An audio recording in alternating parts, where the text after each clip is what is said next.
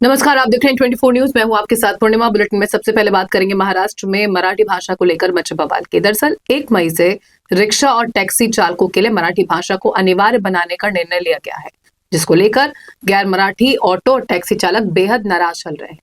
गैर मराठी रिक्शा चालकों ने फैसला वापस नहीं लेने पर आंदोलन करने की चेतावनी दी है। वहीं सरकार के इस फैसले को लेकर सियासत भी खूब हो रही है। दरअसल जहां एक और राज ठाकरे की पार्टी मन से इसका समर्थन करते हुए फैसले को सख्ती से लागू करवाने की बात कर रही है और आंदोलन की चेतावनी देने वाले गैर मराठी रिक्शा चालकों को धमकी दे रही है, तो वहीं संजय निरुपम और गुणारत्ने सदावर्ते जैसे लोग मनसे की आक्रामकता के खिलाफ कार्रवाई की मांग उठा रहे हैं। मनसे के नेताओं और शिवसेना नेता संजय निरुपम, वकील गुणारत्ने सदावर्ते एक दूसरे पर जमकर हमलावर हुए। मनसे के कार्यकर्ताओं और नेता तो खुली धमकी दे रहे हैं, कोई सबक सिखाने की बात कर रहा है तो कोई सड़क पर पीटने की। इतना ही नहीं, शिवसेना नेता संजय निरुपम और मनसे कार्यकर्ताओं के बीच दहिसर इलाके में सीधी झड़प भी देखने को मिली। वहीं बढ़ते विवाद के बीच सीएम देवेंद्र फडणवीस ने सरकार की स्थिति स्पष्ट की है।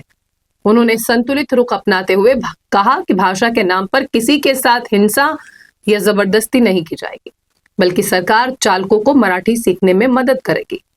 उन्होंने स्पष्ट किया कि सरकार का उद्देश्य भाषा का प्रचार करना है, न कि विवाद पैदा करना। उन्होंने ये भी कहा कि मुंबई हो या पूरा महाराष्ट्र, मराठी को प्राथमिकता देना हमारा कर्तव्य है, लेकिन हमारी सरकार मानती है कि किसी भी भाषा को थोपकर हिंसा करना गलत है।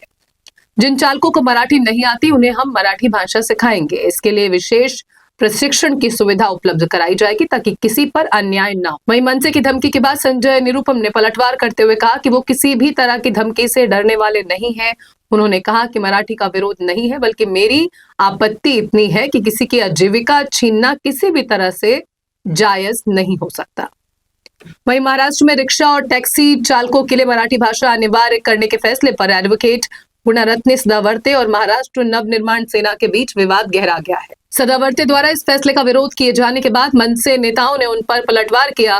मनसे नेता अविनाश जाधव ने गुणारत्ने सदावर्ते को सीधा चैलेंज देते हुए चेतावनी दी है। जाधव ने स्पष्ट किया कि महाराष्ट्र में मराठी भाषा का सम्मान सर्वोपरि है और इसके खिलाफ जाने वालों को मनसे अपनी शैली में जवाब देगी। इतना ही नहीं, ठाणे में कई जगहों पर मनसे ने ऐसे बैनर लगाए हैं जिनमें गैर मराठी चालकों को नियम का पालन करने की हिदायत दी गई है।